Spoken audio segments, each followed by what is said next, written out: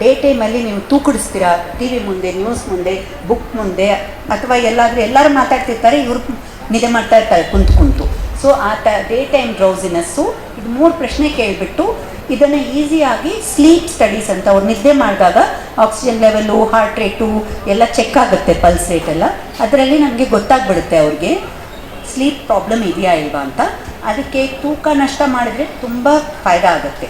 Suppose ಯಾರಾದರೂ 10 kg ಹೆಚ್ಚಿಗಿದ್ದಾರೆ, 5-6 kg ಕಡಿಮೆ ಮಾಡಿದರೆ ಕೂಡ ಈ ಪ್ರಾಬ್ಲಮ್ ಹೊರಟೋಗುತ್ತೆ, ಗೋರ್ಕೆನೂ ಹೊರಟೋಗುತ್ತೆ, ಈ ತೂಕಿಸೋದು ಹೊರಟೋಗುತ್ತೆ.